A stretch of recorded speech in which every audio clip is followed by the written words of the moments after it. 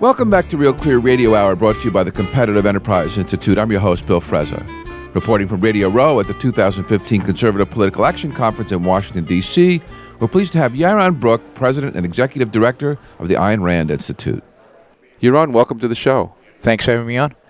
Yaron, you're here for the Ayn Rand Institute at CPAC. Are you running around denouncing everyone? No, they haven't given me an opportunity yet, but I'm sure if they did, I would be happy to. No, this is obviously, we're not affiliated completely philosophically. There are vast differences. William F. Buckley famously kicked Ayn Rand out of the conservative movement, Yep. And I don't think they're ready to embrace us and take us back in. But there are a lot of people here that we share some ideas with. There's a lot of opportunities here, I think, for us to influence the debate and to influence the people around us. And I think that is all valuable. So I'm here more as an attempt to be an influencer than anything else. Well, those who follow objectivism, and I have for some time, know that ARI is the less kinder, less gentler branch of objectivism. Talk a little bit about its history and its background. Well, the Ayn Rand Institute was founded in 1985, 3 years after Ayn Rand passed away. And it was founded by a businessman, Ed Snyder, and a philosopher, Leonard Peikoff. And its first executive director was Mike Berliner. Really founded as an educational institution to carry Ayn Rand's name and to promote her ideas and to bring her ideas into the mainstream. First project Ayn Rand Institute engaged in was an essay contest for high school kids. Today we run the largest high school essay contest in the world. We get between 23 and 30,000 essays every year from high school kids, which is pretty an astounding number. And since then, we've grown a lot. We obviously started with one guy. Today, we're over 50 people. No kidding. Yes. We're primarily, our headquarters are in Southern California, but we have a branch here in Northern Virginia with a few folks. We have expanded our mission, and we've grown dramatically, obviously, particularly in the last 15 years or so. And our focus is still on education primarily. Our focus is on high school kids and college kids and getting Ayn Rand's ideas into the high school. So, for example, any high school English teacher in the United States gets an offer from us that if they want to teach, if they're willing to teach Ayn Rand, we will give them free books. So when we launched this about 10 years ago, we thought, there'd be a couple of dozen high school teachers here and there who want to teach Ayn Rand. We ship 300,000 books a year to high school teachers who teach Ayn Rand in high school as a consequence. Isn't that awfully challenging material for a high school kid? Well, we do a lot of Anthem, which is not that challenging. Anthem. And think about Anthem. Because Atlas Shrugged is going to be incomprehensible to a high school kid. We do Atlas Shrugged for AP English. And some AP English teachers are willing to take on Atlas Shrugged, and I think the kids who are in AP English can probably... I mean, I read it at 16, and I know a lot of people who read it in those ages. And, it is challenging. It is hard. But Anthem is a much easier start. You pair Anthem up with 1984 An Animal Farm, and you do a dystopian model, and it's perfect. And they get exposed to Ayn Rand. They get familiar with Ayn Rand. They don't get the whole philosophy. I call it softening the culture. If you get people reading Ayn Rand in high school, how bad could she be? I mean, my high school teacher she was anathema during my years in education. Even in college, she was anathema. I didn't read Atlas Shrugged until I was in my mid-20s because it had a pox put on it by the intelligentsia. To a large extent still does. So then we do a lot of college programs, promote, support a lot of professors who teach Ayn Rand, have college campus clubs, work with other college campus clubs to bring speakers, whether they're libertarian or whether conservative. And a whole image of, what did you call us? The MENA. The less kind, less gentler. The less kind, less gentle. I think, we're consistent. We're incredibly passionate. But we're as friendly as anybody else. So I think that has changed, if you will. At least, I'm not sure it was ever justified, but it certainly is different today than the image would project. Are you encouraged by the vast number of young people here at CPAC? Yeah, and I take it this is my first CPAC, but I take it that this has been true for the last few years. I'm encouraged by the vast number of young people here. I'm encouraged by the vast number of young people in the U.S., but really in the world now, who are interested in these ideas, who are interested in the ideas of capitalism, of free markets, of liberty, interested in Ayn Rand. Sales of Ayn Rand all over the world have increased, but particularly you see it in young people. You see it in colleges. I travel the world these days, and I'm doing talks in Belgrade and Warsaw and Bogota, Her Colombia. books are still selling all over the world. It's pretty amazing. We're constantly being approached for new translations of the books. I mean, her books are basically in every significant language in the world, but lots of insignificant ones as well. And it's really heartening to see 50-something, 60 years really after the publication of Atlas Shrugged. Atlas Shrugged is everywhere, and it just shows the power of the ideas and the power of literature to convey the ideas, the power of storytelling to convey the ideas. So we've had a chance to listen to all the Republican presidential hopefuls here at CPAC. Which do you think Ayn Rand would denounce the least? Because surely she'd denounce all of them. Yeah, well, I mean, remember, Ayn Rand, while she was critical of a lot of presidential candidates, she was supportive of President Ford. She was even supportive of Nixon while denouncing him quite a bit. Simultaneously. She actually would not vote in the 1980 election because she would not vote for Ronald Reagan, which is interesting, primarily because she predicted that if Ronald Reagan won, he would bring the religious element within the Republican Party to dominate. Well, that was her big beef with William F. Buckley, wasn't it? Well, William F. Buckley had the real beef with her, and he was the one who kicked her out of the conservative movement. That's fair. Well, I mean, they wrote that horrible, by any standard, a hatchet job on Atlas Shrugged. I mean, he had Whittaker Chamber, a former communist, write it. To the gas chambers go is the famous quote from that review, and really tying Ayn Rand's name to fascists. Yeah, that was not fair. It's horrible, but he did it on purpose. He wanted her out, and because of her atheism. But she was right. Look, post Ronald Reagan, the Republican Party has come to be dominated by the religious right, and this is the real problem I have here, is that even people who have good credentials when it comes to free markets, let's say a Rand Paul or a Ted Cruz, are terrible when it comes to social issues, when it comes to religious freedoms. And even somebody like Scott Walker, who for years and years and years has been saying, look, social issues we're going to put to the side. We're not going to talk. He is now full steam ahead on social issues because he knows to win a primary, he has to talk about them. But if that's just a tactic, don't you think he would tack away from that after winning the nomination? But there's a real political problem there. Will the media and will the general electorate let him tack away from it, right? So what's happened in the Republican Party is exactly what Ayn Rand predicted. Because of Reagan's victory and bringing in the moral majority they now dominate the primaries, they dominate Republican politics, and they are guiding the Republicans. So, yes, I'm very supportive of Rand Paul's domestic policy to a large extent, with the exception of his religiosity. I'm very supportive of much of what Ted Cruz stands for. Nobody really agrees with me in foreign policy anywhere in the world, never mind the Republican Party. So I don't expect that. I saw Scott Walker yesterday, and he has charisma. People told me he had no charisma. I never heard him speak before. I was surprised. I was surprised, too. It was the first time, and I thought he projected well. He didn't say anything meaningful. When he bowed to the religious right, he was careful to couch it a a little bit.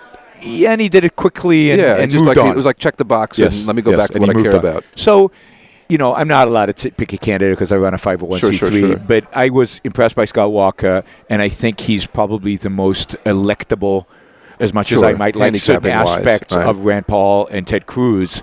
They're not electable. They can't win. But I think Scott Walker could win. I think he could win a primary. I think he could win a general election. And anybody who could beat Jeb Bush is okay with me. Well, what must give you some hope, I spent a lot of time with young people on campuses and the Young Americans for Liberty in particular. There's a fair amount of religiosity in that group, but they don't seem to insist on imposing it on others. No. They're perfectly okay with gay marriage.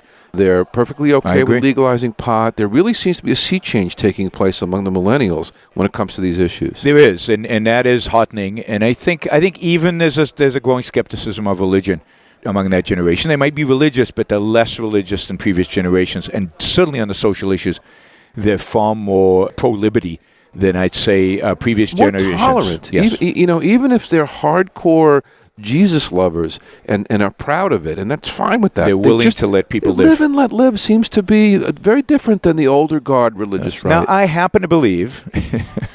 because I am ultimately one of those mean objectivists. I happen to believe that at the end of the day, we're not going to see a dramatic move towards more freedom, a sustained move towards more freedom, unless there's a much more fundamental philosophical shift in the culture. So, that always worries me, and that's what I'm fighting for, is that more philosophical shift. And that will have to involve taking on religion in a significant way.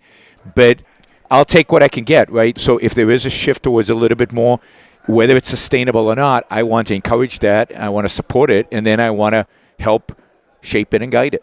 Let me challenge you on this. Our founders took on religion in a significant way. Yes, they did. And they did it with the best formula that history ever seems to have offered, which was to create a pluralistic society where religion was put on the side and not dominant in the public sphere. Why can't that work again?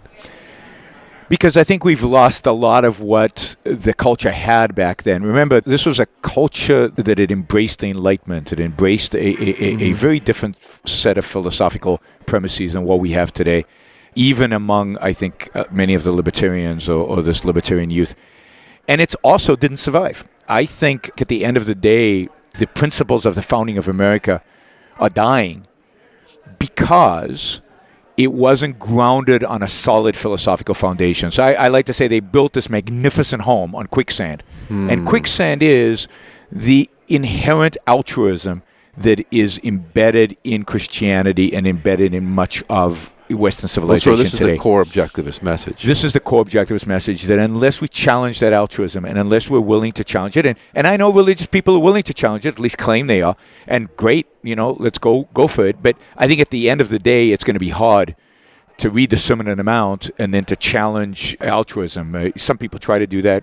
Good for them. But so I do think that the core objectivist message, the moral message, the epistemological message, the idea of reason and individualism, which were at the core of the founding but didn't have a philosophical foundation below them, that is what's going to be required, again, to provide a sustained movement towards capitalism and true freedom. I think we're going to get, like we did with Reagan and others, slight improvements and then decline and improvements. And generally the trend is downwards. Slow down the rate at which things are getting worse. Yes, but they're getting worse. And they're getting worse because at the end of the day, the left dominates the intellectual institutions. The left dominates the intellectual life of this country. The left dominates the universities. So what they've done is they provide a secularization to the ideas of sacrifice and altruism and collectivism. But the source of those ideas, I hate to tell my Christian friends, but the source of those ideas are in Christianity, and they have to be challenged. And whether they can be challenged within Christianity, I'm not a theologian. I don't get into that. But certainly, I think that's going to be the big challenge, is Rand's morality, Rand's epistemology is necessary to lay a proper foundation for the political vision of the Founding Fathers. So, Yaron, we see the mess that they've made of the euro. We look at quantitative easing and the mess we've made with our own monetary system. Given what's going on and given the importance of storytelling, how come we don't hear Francisco Diaconio's money speech more often? We try, but to a large extent, we don't hear it because the audience is not receptive to it, and it's very radical. Has there ever been a better speech on money than his? No. Francisco's speech on money is the best speech ever. And it's actually more approachable than Galt's final speech. It is, and it appeals to more people because people get it, right? It's not deep philosophy, but it has a huge philosophical implication, and it really speaks to Americans, because if you remember, the whole speech is about making money being an American, uniquely American concept that pre-industrial revolution, pre-capitalism, pre-America, it was about stealing money. It was about taking, and suddenly we're creating wealth. We're making something. Non-zero-sum game. Non-zero-sum game, the trader principle. Why aren't you printing this up on flyers and sending it out to high schools? We are. So we have a little brochure just under the money speech. Do you? Which we distribute at universities. We distribute at high schools. We do everything we can to get that money speech out there. I'd love to see a dramatization of it. Where can people find that? AynRand.org, AYNRAND.org. Go on there, search money speech. Search money speech. You will. It's there online.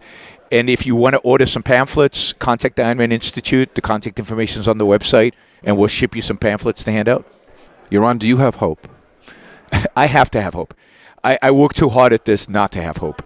Realistically, it's a huge challenge, and we're losing. We're losing significantly. I see our losses all over the place because I see it as a philosophical battle, and I see it all over the world. But I get hope from the fact that as countries are in decline, and you see this in Europe, you see it even in Greece, they're looking for answers. There are plenty of examples of going down the tubes. Nobody learns anything from it. This is the one thing that I think libertarians don't understand completely, because they think, if just one state were free, everybody would learn from that. We know where the freedom works. We know that freedom works. Look at Hong Kong, right? Right, Look at the I United know. States Look in the at 19th Venezuela. century. And look at Venezuela on the other side. Yeah. But Venezuela's not new, right? We've had Venezuelas throughout human history. No. So it's not examples we need. We need ideas. And so what heartens me, what gives me hope, is when I go to Greece and I see them translating Ayn Rand's books like crazy because they're looking for alternatives. Or I walk into Bulgaria or a lot of Eastern European countries, and all the works are translating in this. And there's a vibrant, passionate, energized group of people trying to advocate for these ideas. Even, I'm going to South America, and in South America you're seeing it because they see Venezuela. Chile, for example. Chile was this incredible success story. It was. They just voted a socialist. It's amazing. She is actively engaged in undoing all of Chile's great achievements. Privatized Social Security. She It's wants a perfect example. She wants to bring it back, and she's got a bill in front of Congress. So, again, people don't learn from experience. What we need are fundamental ideas. So I have hope because I believe good ideas. I believe the truth wins in the end. When the end is, I don't know, but it wins in the end. Yaron, thanks for being on the show. My pleasure. Anytime. That was Yaron Brook, President and Executive Director of the Ayn Rand Institute, here on Real Clear Radio Hour, brought to you by the Competitive Enterprise Institute. I'm your host, Bill Frezza. Real Clear Radio Hour is produced in conjunction with Real Clear Politics, America's premier independent political website.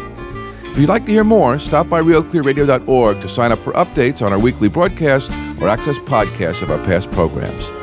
That wraps up our show for this week and our coverage of this year's CPAC. Join us next week, same time, same station.